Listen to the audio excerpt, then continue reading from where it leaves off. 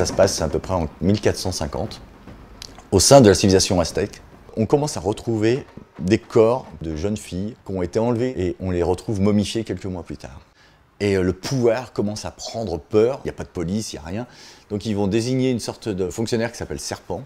Ils vont lui demander de mener cette enquête. Et en parallèle, une autre personne va faire appel à un de ses anciens amis pour mener la même enquête. Il s'appelle Œil-Lance. Et c'est deux personnes qui se détestent. C'est un récit assez noir, mais dans la chaleur et à l'ombre des cactus.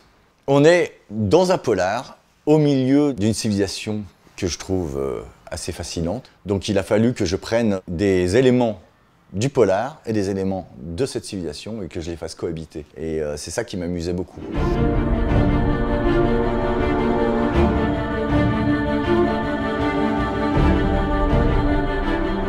J'ai découvert la civilisation aztèque à plusieurs périodes dans ma vie. Donc c'est une idée qui germait et notamment en relisant ce livre Azteca que j'avais découvert à l'âge de 15 ans par le biais de ma mère, de Gary Jennings.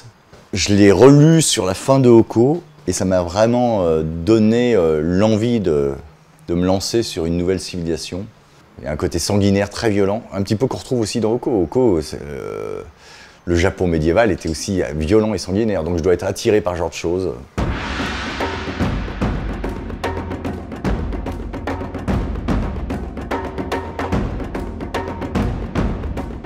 C'est un triptyque de 180 pages. J'ai l'impression de monter l'Everest. C'est l'équivalent presque de 5 albums réunis que je suis en train de produire.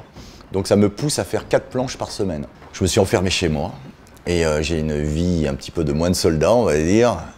Donc c'est un énorme projet. Donc maintenant je me mets au service de ce monstre que j'ai créé quand je l'ai pensé. Mais bon, il y a de la délectation, il y a du plaisir aussi. Hein. Il n'y a pas que de la souffrance, hein, c'est pas...